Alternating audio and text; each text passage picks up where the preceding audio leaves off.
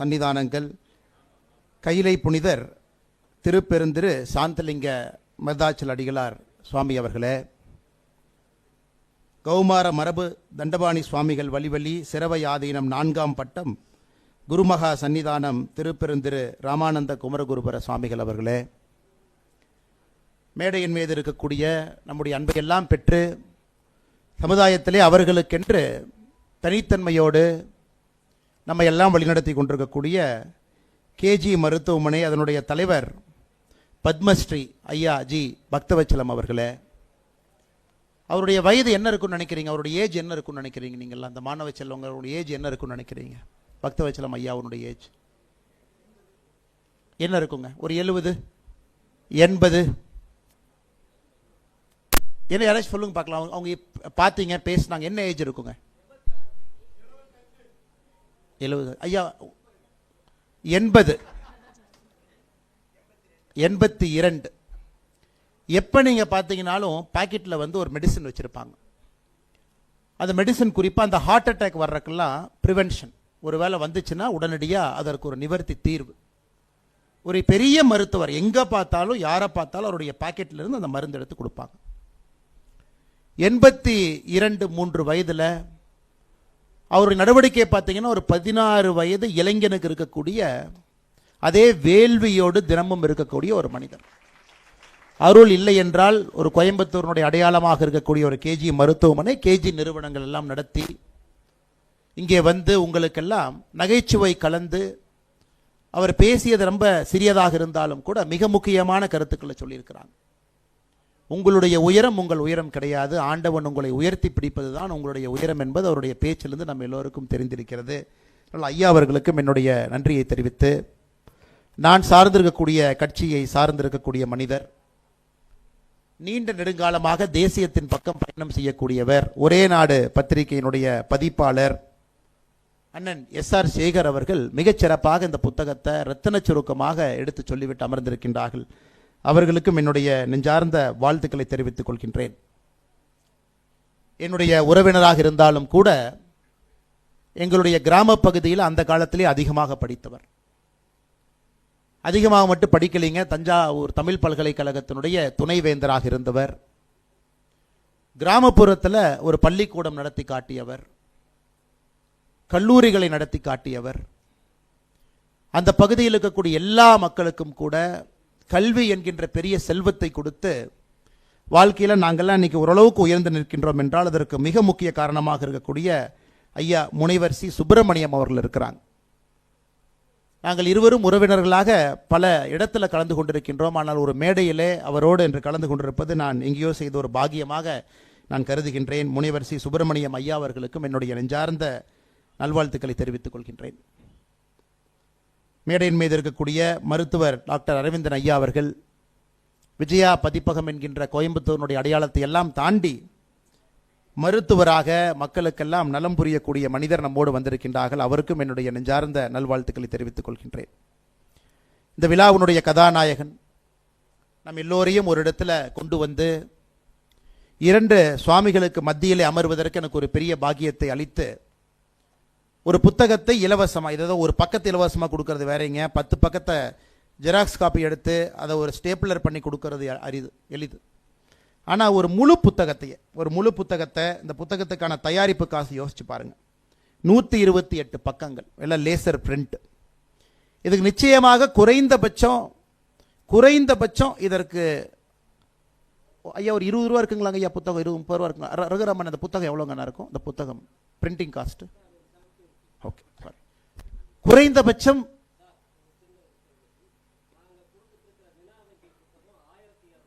1200 பக்கம் கொடுக்குறாங்க. இந்த புத்தகத்தினுடைய அடக்க விலை, இதற்குரிய பேஜ் எல்லாம் கவுண்ட் பண்ணி இங்கு பிரிண்டிங் காஸ்ட்லாம் பார்த்தீங்கன்னா 70 ரூபாய். ஆனால் இன்னைக்கு இலவசங்கள் அதிகமாக இருக்கக்கூடிய ஒரு காலத்தில் கல்வியை எப்பொழுதும் இலவசமாக கொடுக்க வேண்டும் என்று சொல்வார்கள். இன்னைக்கு அந்த கல்வி தரக்கூடிய அந்த புத்தகத்தை முழுமையாக இலவசமாக மக்களுக்கு கொடுக்கக்கூடிய அண்ணன் ரகுராமன் அவர்கள் எனக்கு தெரிஞ்சு இவ்வளவு பெரிய புத்தகத்தை முழுமையாக இலவசமாக கொடுக்கக்கூடிய முதல் புத்தகமாக இது இருக்க வேண்டும் என்று நினைக்கின்றேன். ஒரு பக்கங்களை விடுங்க, 10 பக்கத்தை விடுங்க, 5 பக்கத்தை விடுங்க, 128 பக்கம் இருக்கக்கூடிய ஒரு புத்தகத்தை இலவசமாக நம் முன்பு கொடுத்திருக்கின்றார். அவர் சார்ந்திருக்கக்கூடிய கோவை அறம் அறக்கட்டளை அதனுடைய சாதனைகள் பாருங்க. 2003 தமிழ் மீடியம், குறிப்பாக நம்முடைய அரசு பள்ளிகளுக்கு 1000 பக்கங்கள் இருக்கக்கூடிய 10வது 12வது படிக்கக்கூடிய மாணவ செல்வங்களுக்கு கேள்வி பதில் புத்தகத்தை கொடுக்குறாங்க. மார்க் டெஸ்ட் 2006 ஒரு மாதிரி தேர்வு அதை கொடுக்குறாங்க. 2018 நீட்டு பயிற்சி. தொடர்ந்து இது போன்ற பல விஷயங்களை செய்து கோவை அறம் அறக்கட்டளை இன்று மறுபடியும் இன்னொரு படி பெரிய படியாக காலெடுத்து வைத்திருக்கின்றார்கள். மறைந்திருக்கும் மர்மம் என்கின்ற இந்த புத்தகத்தை நம் கண் முன்னால் நிறுத்தி இருக்கின்றார்கள். இந்த புத்தகம் உங்கள் மாணவ செல்வங்கள் கையில் இருக்கு. உண்மையால் என்கிட்ட சொல்லுங்க, யாராவது இந்த புத்தகத்தை திறந்து முதல் பக்கம் 2வது பக்கம் என்ன இருக்குன்னு பார்த்த குழந்தைங்க மட்டும் கை தூக்கங்க பார்க்கலாம். ஓகே, ஸோ அப்போ உங்க எல்லோருக்குமே தெரியுமோ இதுதான் இந்த புத்தகம். மறைந்திருக்கும் மர்மம் என்கின்ற மர்ம முடிச்ச நம்ம அவிழ்த்துட்டோம். அந்த புத்தகத்தை திறந்து பார்த்திருக்கின்றோம். ஒரு 2-3 பக்கத்தை வாசித்தாலே நமக்கு தெரியும் நம்மை சுற்றி நடக்கக்கூடிய கலப்படத்தை பற்றி ஐயா பேசுறாங்க. குறிப்பாக உணவு, நம்மை சுற்றி இருக்கக்கூடிய பொருட்கள் இருக்கக்கூடிய ஃபேக் ஐடென்டிட்டி அதை பற்றி பேசுறாங்க. பிராண்டு ஃபேக்னஸாக இருக்கலாம், அல்லது ஒரு தவறான பொருளை அவங்க ஃபேக்காக தயார் பண்ணி ஒரிஜினல் அப்படின்னு கொடுக்கலாம். ஒரு செல்போன் பொய்யா இருக்கலாம், அதை காட்டுறாங்க. சாப்பிடக்கூடிய உணவில் இருக்கக்கூடிய கலப்படம் எல்லாத்தையும் ஐயா பேசியிருக்கிறாங்க. எனக்கு இந்த புத்தகத்தினுடைய ஆச்சரியம் என்னன்னாங்க, ஐயா வெறும் பேசவில்லை, ஒன்றொன்றையும் நுணுக்கமா ரத்தன சுருக்கமாக மேக்சிமம் 2 பக்கத்தில் உள்ளடக்கி இருக்கிறாங்க. Front page and back page 2 பக்கத்துக்குள்ள அவ்வளவு விஷயத்தை நுணுக்கமா சொல்லியிருக்கிறாங்க. இது நீங்கள் நானும் தனித்தனியாக ரிசர்ச் பண்ணா நமக்கு அவ்வளோ நேரம் ஆகும். FSSAI என்ன, மத்திய அரசனுடைய தரச்சான்றிதழ் நிறுவனம் என்ன, மாநில அரசனுடைய ஃபுட் சேஃப்டி இன்ஸ்பெக்டர் என்ன செய்யணும், இந்த பொருளுக்கு இந்தியாவில் அக்மார்க்குன்னு ஒன்று போடுறாங்க, அக்ரி மார்க்குன்னு ஒன்று வருதுன்னா என்னது, ஒரு பொருளை கடையில் போய் வாங்குறீங்கன்னா அந்த பொருளை வாங்கியவுடன் அது உண்மையா பொய்யான்னு எப்படி கண்டுபிடிக்கிறது, அந்த பொருளுக்கு பின்னாடி ஆங்கிலத்தில் தமிழ் எழுதியிருக்காங்க, அது என்னன்னு நாம் எப்படி புரிஞ்சுக்கிறது, அது அனைத்தையும் கூட ரத்தன சுருக்கமாக ஒரு பொருள் அல்ல 2 பொருள் அல்ல நூற்றுக்கணக்கான தினமும் நாம் பயன்படுத்தக்கூடிய எல்லா பொருட்களை பற்றியும் எழுதியிருக்கிறாங்க. மஞ்சள் கிழங்கிலிருந்து ஆரம்பித்து ஆர்கானிக் பொருளிலிருந்து, கடுகிலிருந்து, மிளகிலிருந்து, சீரகத்திலிருந்து, ரவையிலிருந்து, ஜவ்வரிசி, அது போன்று பார்த்தீங்கன்னா கிட்டத்தட்ட பாப்கார்ன் எல்லாம் போகிறாங்க. அதெல்லாம் தாண்டி தங்கம், வெள்ளி, வைரம் அதில் இருக்கக்கூடிய கலப்படம், நாம் டீ குடிக்கக்கூடிய டீ காஃபி ஒரு பேப்பர் கப்பில் குடிக்கிறோம் அப்படின்னா அதில் வரக்கூடிய பிரச்சனைகள், அதெல்லாம் தாண்டி ஒரு டிவி வாங்குறீங்க, LED டிவி, அது எப்படி பார்த்து வாங்குறது, RC புக் வாகன பதிவு சான்றிதழ், ஒருத்தர் இருந்து வண்டியை வாங்குறீங்க, RC புக்கில் ஃப்ராடு நடப்பதற்கான வாய்ப்புகள் என்ன, விளம்பரங்கள் கொடுக்குறாங்க, அட்வர்டைஸ்மெண்ட், கவர்ச்சிகரமான விளம்பரங்கள், அந்த விளம்பரத்தில் உண்மைத்தன்மை எப்படி கண்டுபிடிக்கிறது, விளம்பரத்தில் எந்த விதமான பொய்கள் சொல்றாங்க. 111 விஷயங்களை இந்த 128 பக்கம் இருக்கக்கூடிய புத்தகத்தில் அண்ணன் ரகுராமன் அவர்கள் முழுமையாக நமக்கு ஒரு தானமாக, கொடையாக, அவருடைய கர்மாவாக, ஒரு சிவனடியார் செய்யக்கூடிய தொண்டாக இந்த புத்தகத்தை நம் முன்னால் ஐயா அவர்கள் வைத்திருக்கின்றார்கள்.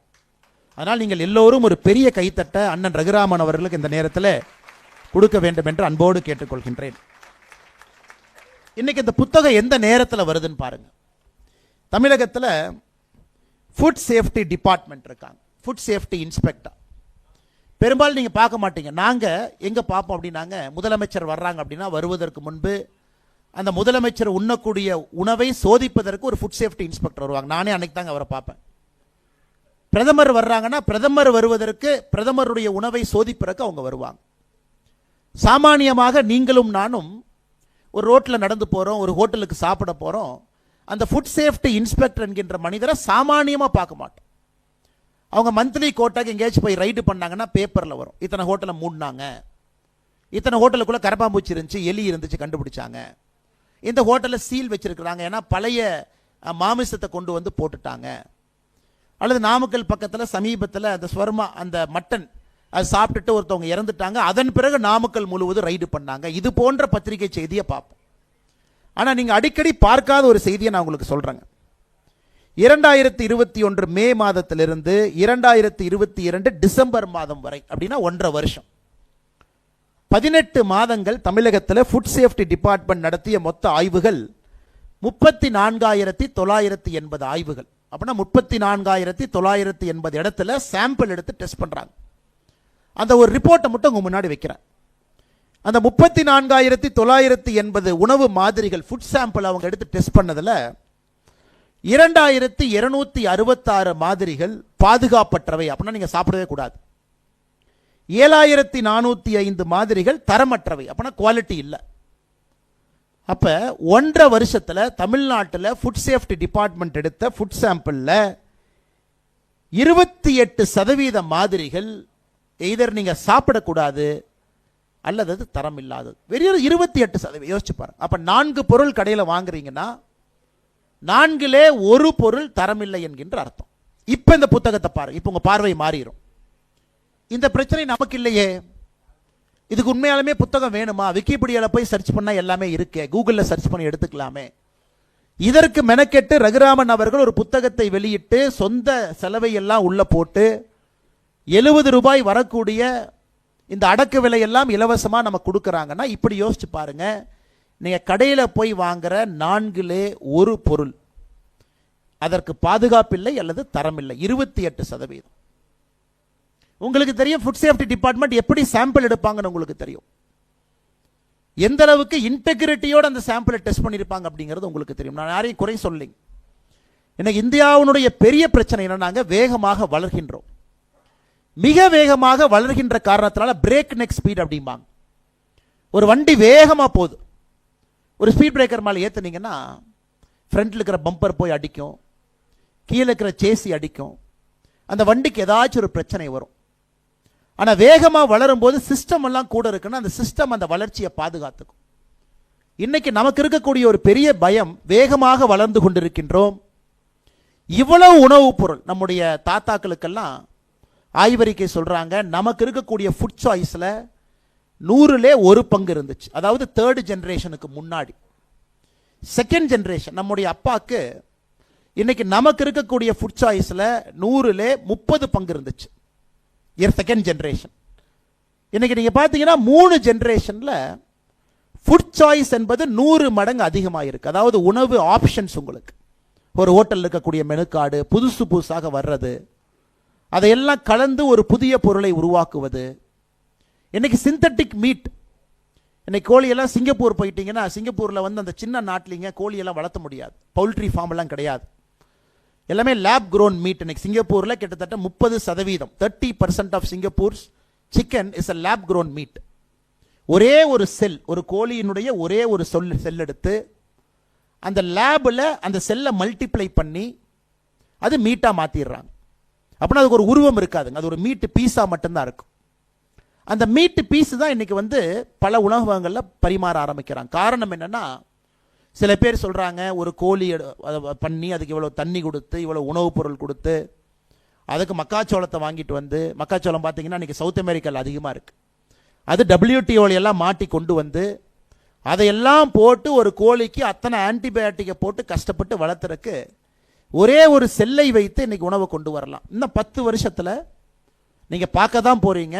இன்னைக்கு இருக்கக்கூடிய புரோட்டீன் கன்சம்ஷனுக்கு இன்னைக்கு இருக்கக்கூடிய கோழி பத்தாது, இன்னைக்கு இருக்கக்கூடிய சிக்கன் பத்தாது. அவ்வளவு வேகமாக வளர்கின்றோம், புரோட்டீன் அவ்வளவு சாப்பிட்றோம்.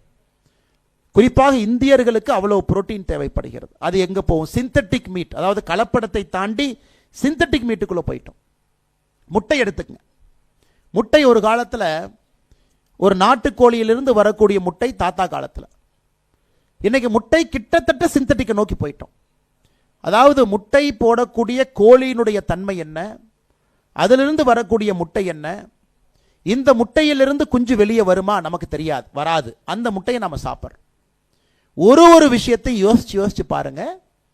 நம்முடைய ஃபுட் சாய்ஸ் அதிகமாக நாம் கண்ணும் கருத்துமாக சரியான உணவைத்தான் உண்கின்றோமா என்பது கூட தெரியாம நம்ம சாப்பிட ஆரம்பிச்சிட்டோம். அதனால்தான் இந்த புத்தகம் முக்கியமான நேரத்தில் நம் கை முன்னால் இருக்கு.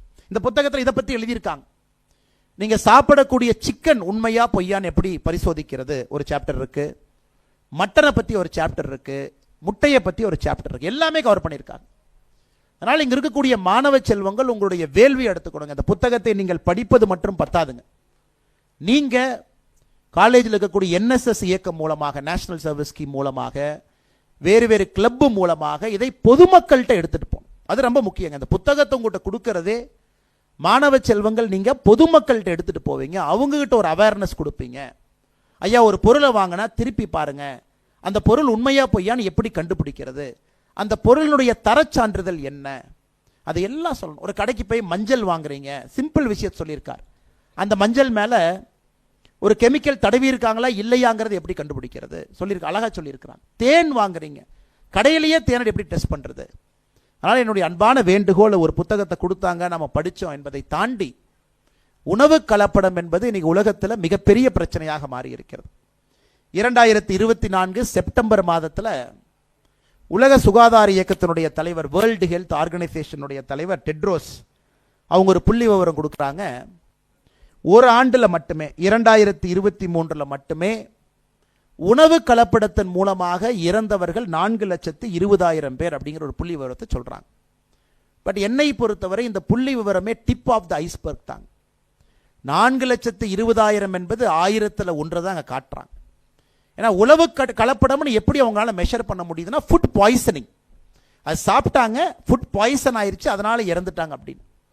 ஆனால் நிறைய உணவுகள் நம்ம சாப்பிட்றதுனால உடனே நமக்கு சாவு வராதுங்க. கொஞ்சம் கொஞ்சமாக உடலுக்குள்ள அது போய் கொஞ்சம் கொஞ்சமாக நம்முடைய உடம்புல பாதிப்பை ஏற்படுத்தி அது கேன்சர் போன்ற நோய்களை கொண்டு வந்து, இரிட்டபிள் பவுல் சிண்ட்ரோம்ல இருந்து பல பிரச்சனைகளுள்ள கொண்டு வந்து அதன் பிறகு ஒரு மனிதன் இறக்கின்றான். அந்த டேட்டா சொல்லிங்க. ஃபுட் பாய்சனிங்ல மட்டுமே 4,20,000 பேர் டெட்ரோஸ் அவங்க சொல்றாங்க, வேர்ல்டு ஹெல்த் ஆர்கனைசேஷனுடைய தலைவர் 2023 சொல்றாங்க. இல்லை இன்னும் ஒரு படி பாருங்க, எந்த நாடு உலகத்தில் முதல் 2, 3, 4 இடத்துல இருக்கிறாங்கன்னா, 2019 லான்செட் அப்படிங்கிற பத்திரிகையில் உணவால் ஏற்படக்கூடிய இறப்புகளில் இந்தியா 2வது இடத்துல இருக்குன்னு லான்செட் பத்திரிகை ஒரு புள்ளி விவரம் சொல்றாங்க. India is the second place, 2வது இடத்துல இருக்கிறோம். முதல் நாடு நீங்க கெஸ்ஸே பண்ண வேண்டாம், சைனா முதல் இடத்துல இருக்கிறாங்க, இந்தியா 2வது இடத்துல இருக்கிறாங்க. எதற்காக இதை நான் ஆரம்பத்திலே சொல்லுகின்றேன் என்றால், மிக மிக முக்கியமான ஒரு பிரச்சனை, உங்களுடைய ஜெனரேஷனை அதிகமாக பாதிக்க போற பிரச்சனை. பக்தவச்சலம் ஐயா தப்பிச்சிட்டாரு, பிரச்சனை இல்லை, கிராமத்திலிருந்து வந்தாங்க. அந்த காலத்தில் கிராமத்தில் சந்தையெல்லாம் இருந்துச்சு, பருப்பு அரிசியெல்லாம் அங்கேயே வாங்கிட்டாங்க, அன்பாலிஷ்டு ரைஸ் கிடைச்சது, 50 வயசு தாண்டிட்டாங்க, ஃபவுண்டேஷன் ஸ்ட்ராங்காக இருக்கு, ஐயா நல்லா இருக்காங்க, இன்னும் ஐயா 50 வருஷம் நல்லா இருக்கணும். ஸோ நம்முடைய சீனியர்ஸ் எல்லாம் தாண்டி வந்துட்டாங்க. இன்னைக்கு இதில் மாட்டி இருப்பது என்னை போன்றவர்கள், பெரும்பாலும் உங்களை போன்றவர்கள். நாம தான் கரெக்டாக அந்த ஃபேஸில் நீங்கள் மாட்டுறீங்க. ஏன்னா அவ்வளவு சிந்தட்டிக் ப்ராடக்ட், அவ்வளவு கலப்படமாக இருக்கக்கூடிய விஷயங்கள்.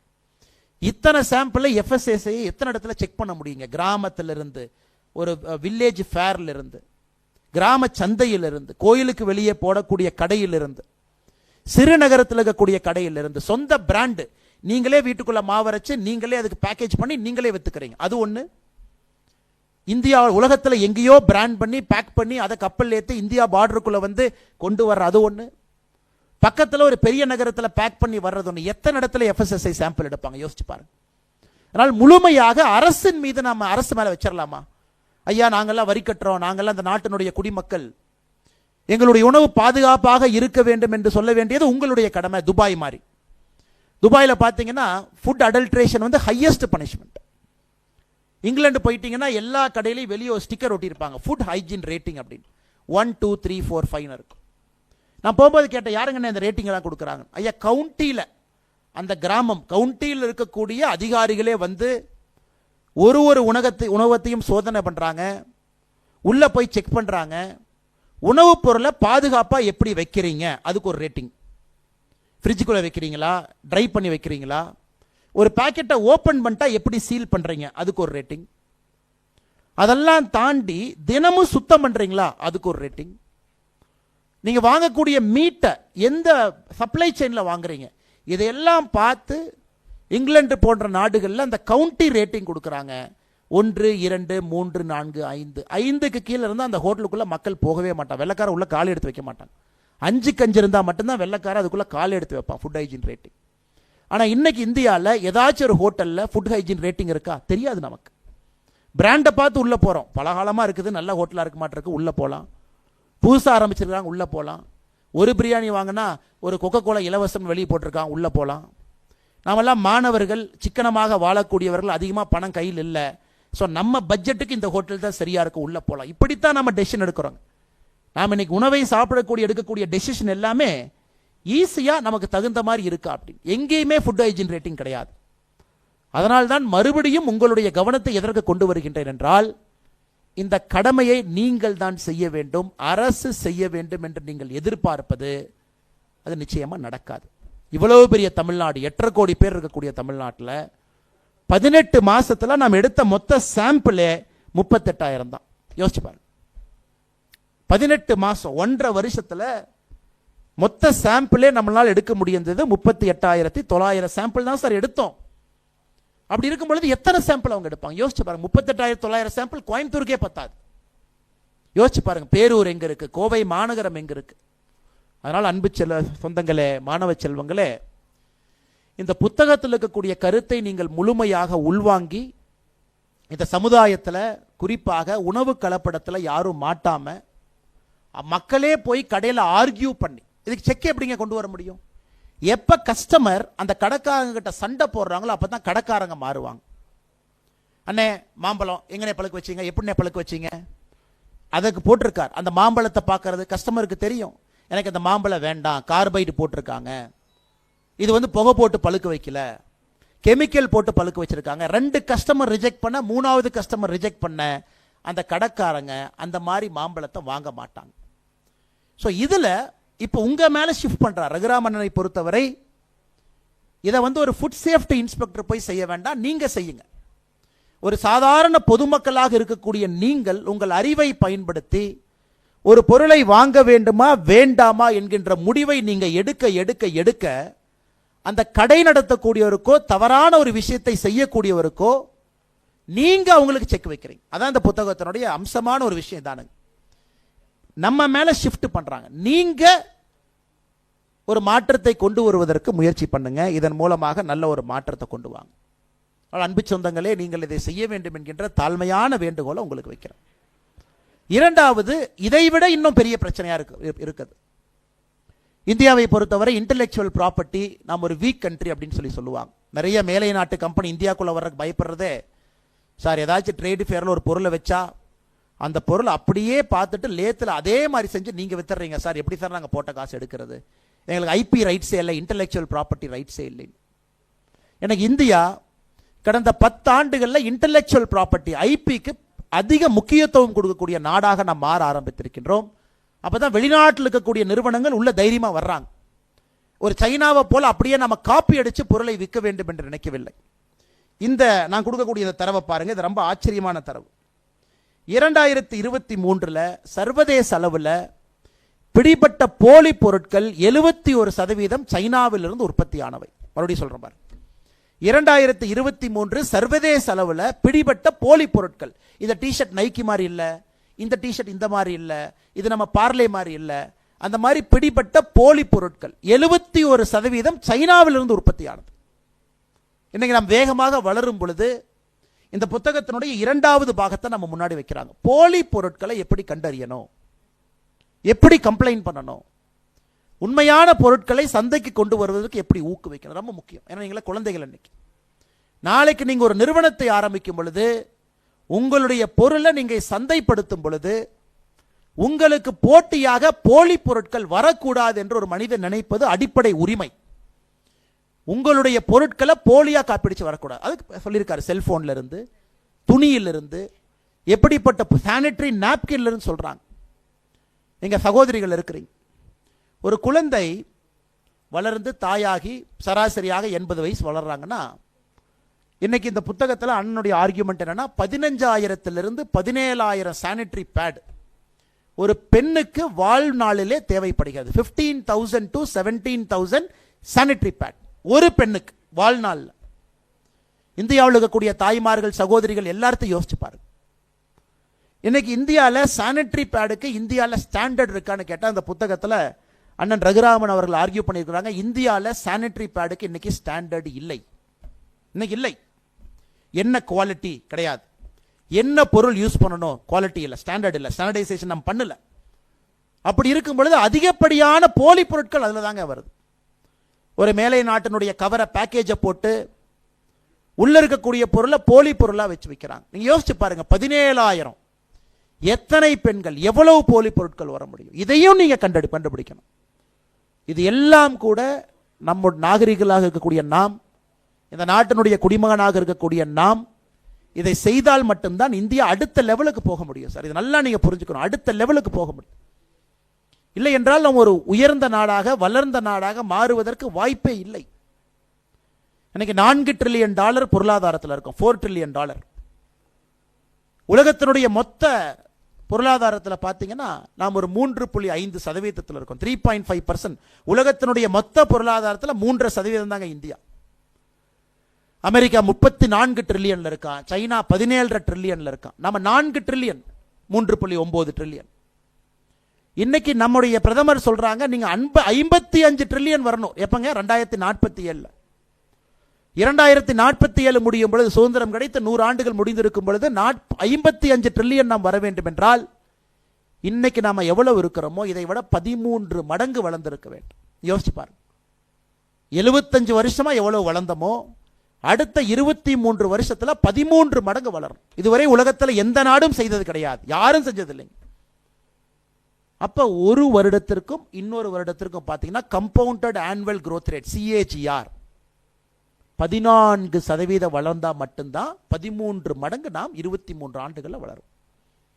உலகத்துல பெரிய வளர்ச்சி சைனா 20 ஆண்டுகள் 8% தொடர்ந்து வளர்ந்தாங்க. 20 years they grew 8.5% average. நாம இன்னைக்கு 13% 23 years grow ஆகணுங்க. யோசிச்சு பாருங்க. உலகத்துல யாருமே செய்யாததை நீங்கள் செய்ய வேண்டும் என்று பிரதமர் அவர்கள் விரும்புகின்றார்கள். அப்பதான் வளர்ந்த பாரதம் நமக்கு கிடைக்கும் அப்படிங்கிறாங்க. இப்போ ஒரு மாணவ செல்வன் சொல்ல, அண்ணே பரவாயில்ல, இந்த நாடு 3000 வருஷமா இருந்திருக்குது, 4000 வருஷம் 5000 வருஷமா இருந்திருக்கு. இன்னைக்கு நம்முடைய முதலமைச்சர் அவங்க சொல்றாங்க 5500 ஆண்டுகளுக்கு முன்பு நம்முடைய தமிழ் நிலப்பரப்புல அயன் அதை 5500 ஆண்டுகளுக்கு முன்பு நம்முடைய தமிழ் நிலப்பரப்பில் இருக்கு அப்படின்னு முதலமைச்சர் அவர்கள் இன்னைக்கு நாங்கள் ஆய்வு பண்ணியிருக்கோம், அதை நாங்கள் சொல்றோங்கிறாங்க. ஸோ எந்த காலகட்டத்தை எடுத்துக்கிட்டாலும் இன்னைக்கு ஒருத்தர் ஆர்கியூ பண்ணலாம், 23 வருஷத்துல ஏன் நம்ம வேகமாக வளரணும், நம்ம மெதுவாக வளர்ந்துட்டு போலாமே அப்படின்னு. அதனால் மாணவ செல்வங்கள் நன்றாக புரிந்து கொள்ள வேண்டும். இன்னைக்கு ஒரு மனிதனுடைய வளர்ச்சியை போலத்தான் நாட்டினுடைய வளர்ச்சி. இன்னைக்கு என்னை கேட்டீங்கன்னா நான் 40 கிலோ வெயிட் தூக்குவேன். பக்தவச்சலம் ஐயா 30 கிலோ வெயிட் தூக்குவார். அவர் 40 கிலோ தூக்கலாம், வயதின் காரணமாக ஒரு 30 கிலோ தூக்குவார். ஒரு மனிதனுக்கு வாலிபம் என்பது அந்த வாலிபத்தை தாண்டி வயோதிகம் நோக்கி போயிடும். இன்னைக்கு இந்தியாவிற்கு டெமோகிராபிக் டிவிடெண்ட் என்கின்ற வார்த்தையை பயன்படுத்துறோம். எத்தனை சதவீத மக்கள் 18 வயசு கீழே, எத்தனை சதவீத மக்கள் 60 வயசுக்கு மேல?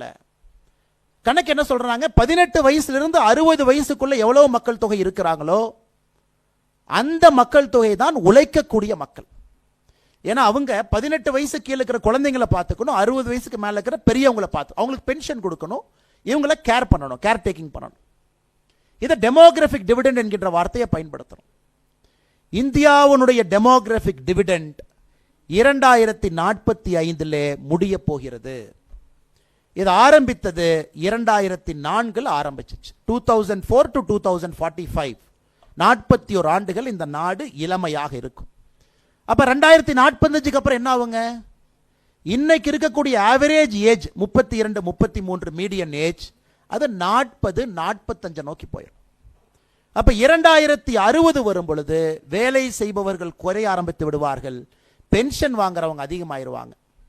அதனாலதான் திரும்ப திரும்ப நாம சொல்றோம் மாணவ செல்வங்களுக்கு, இந்த காலகட்டத்தை விட்டுவிட்டால் திரும்ப இதே காலகட்டம் கிடைப்பதற்கு பல நூறு ஆண்டுகள் நாம் காத்திருக்க வேண்டும். ஜப்பானை உதாரணமா எடுத்துக்க. 1996 ஒரு வளர்ந்த நாடாக இருந்த ஜப்பான் $5 trillion பொருளாதாரம், $5.3 trillion பொருளாதாரம். இன்னைக்கு ஜப்பான் ஒரு வளர்ந்த நாடு. இன்னைக்கு ஜப்பான் பார்த்தீங்கன்னா $4.3 trillion. அப்படி என்றால் ஒரு வளர்ந்த நாடு 1996 இருந்து 2024 28 ஆண்டுகள்ல $1 trillion அந்த நாட்டினுடைய பொருளாதாரத்தை அது இழந்திருக்கிறது. எவ்வளவு ஆச்சரியம் பாருங்க. $5.3 trillion இருந்து 4.3. என்ன ஒரே காரணம்? வயது குறைந்தவர்கள் கம்மியாகவும் வயதானவர்கள் அதிகமாகவும் ஆக ஆக அந்த நாட்டினுடைய பொருளாதாரம் மந்தத்தை நோக்கி செல்ல செல்ல அந்த நாட்டினுடைய பொருளாதாரம் கீழே வர ஆரம்பிச்சிருச்சு. ஜப்பான் இப்போ எலெக்ஷனுக்கு போதுங்க. பழைய பிரதமர்கிட்ட கேட்டாங்க, இந்த நாட்டினுடைய முக்கிய பிரச்சனை என்னன்னு. பெரியவர்கள் குழந்தை பெறாமல் இருப்பது தான் இந்த நாட்டினுடைய முக்கிய பிரச்சனையா நான் பார்க்குறேன். பக்கத்தில் நார்த் கொரியா இருக்கு, அதை பற்றிலாம் அவர் பேசலைங்க. ஊரில் குழந்தைகள் கம்மியாகி கொண்டிருக்கின்றார்கள், அதான் இந்த நாட்டினுடைய மிகப்பெரிய இட்ஸ் சிவிலைசேஷனல் ப்ராப்ளம் அப்படிங்கிறார்.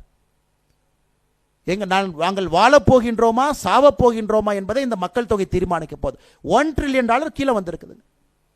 அதனால இளைஞர்கள் நன்றாக புரிந்து கொள்ள வேண்டும், உங்களுக்கு கிடைக்கக்கூடிய அரிய வாய்ப்பு. பக்தவச்சலம் ஐயாக்கு அது கிடைக்கல. ஏன்னா நீங்க வயசு கம்மியா இருக்கும் பொழுது இந்தியாவுடைய வயசும் கம்மியா இருக்கு. யோசிச்சு பாருங்க, உங்களுக்கு 20 வயது, இந்தியாவுடைய வயது 32 வயசு, அவ்வளவுதான். உங்களுடைய வயது 60 ஆகும் பொழுது இந்தியாவுடைய வயது 40 நோக்கி போயிருக்கும். அதனால் மேடையில் இருப்பவர்கள், மேடைக்கு முன்னிருக்கையில் இருப்பவர்கள் யாருக்கும் கிடைக்காத ஒரு அரிய வாய்ப்பு இந்த மாணவ செல்வங்களுக்கு கிடைச்சிருக்கு. நீங்களும் இளமை, நாடும் இளமை. அதனால் தான் உங்களை நம்புகின்றோம். $55 trillion பொருளாதாரம் என்பது நீங்கள் இந்தியாவை எங்கே கொண்டு சென்று சேர்ப்பீர்கள் என்பதை பிரதமர் நம்புறாரு. நல்லா நீங்க புரிஞ்சுக்கணும். அதனால் மேடையில் மைக் இருக்கு, மோட்டிவேஷன் பேசணும்னு பேசலீங்க ஐயா. அதை நீங்கள் அடையவில்லை என்றால் நம்முடைய நாடு அடைய முடியாது, வாய்ப்பே கிடையாது. இரண்டாவது ப்ரொடக்டிவிட்டி. இந்த இரண்டாவது விஷயத்தை மட்டும் சொல்றேங்க, ஏன்னா அந்த புக்கு சம்பந்தம். ஒரு தனி மனிதனுடைய உழைக்கும் திறன். ஒரு தனி மனிதன், இந்தியாவில் இருக்கக்கூடிய ஒரு தனி மனிதன் 143 கோடி பேர். ஒரு தனி மனிதனுடைய உழைக்கும் திறனுக்கும், அமெரிக்காவினுடைய தனி மனிதனுடைய உழைக்கும் திறனுக்கும், அயர்லாண்டினுடைய தனி மனிதனுடைய உழைக்கும் திறனை பார்ப்போம்.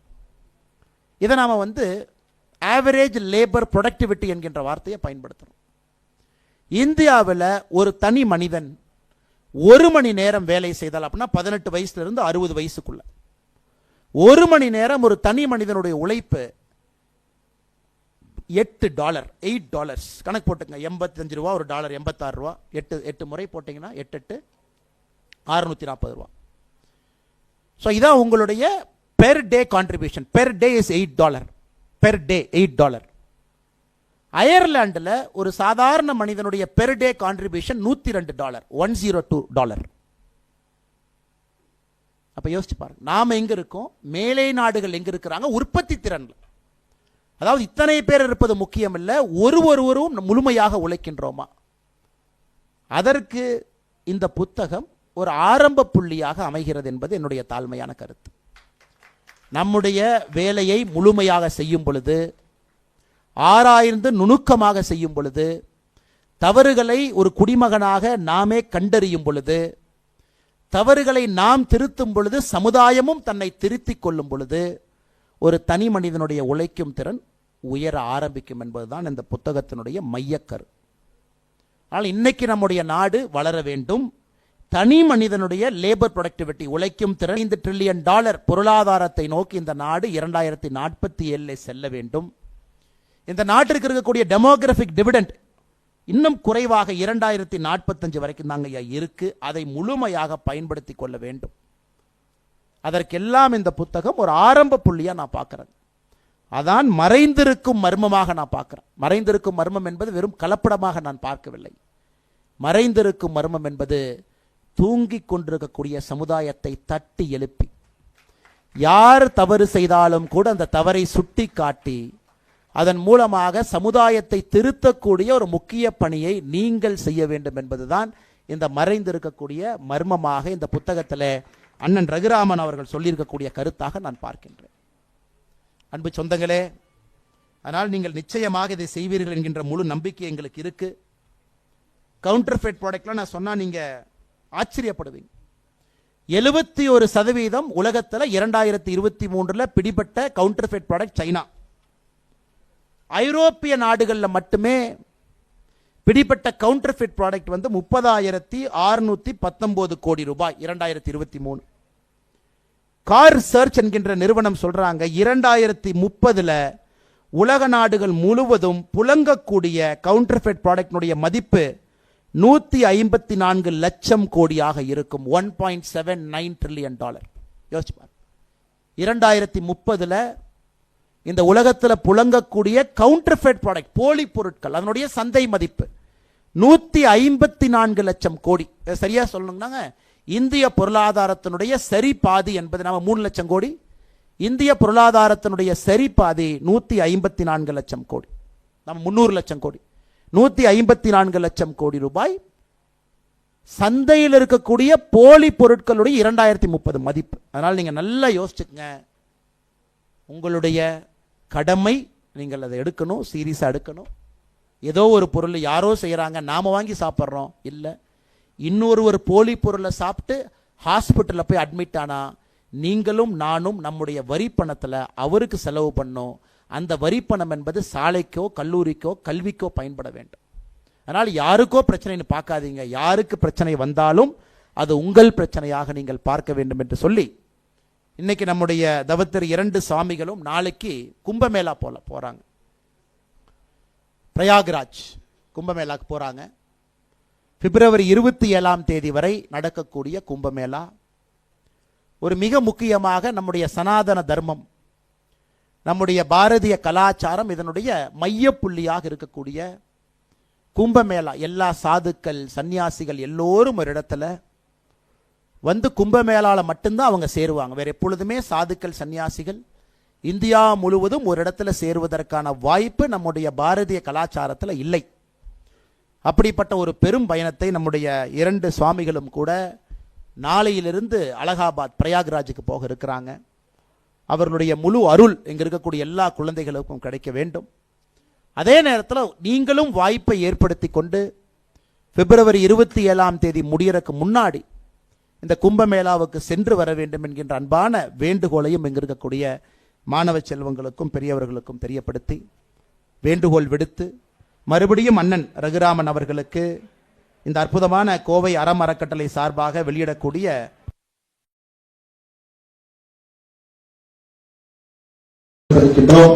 இது மக்களுடைய பயன்பாட்டிற்கு பெரிய அளவில் வர வேண்டும், நிச்சயமாக வரும் என்கிற நம்பிக்கை எனக்கு இருக்கு. என்னை இந்த விழாவிற்கு அழைத்து உங்களுக்கு நன்றி தெரிவித்து மேடையில் இருக்கக்கூடிய 2 நம்முடைய யோகா சன்னிதானம் சாமிகளுடைய பாதத்தை பெற்று வணங்கி என்னுடைய யோகத்திற்கு நன்றி.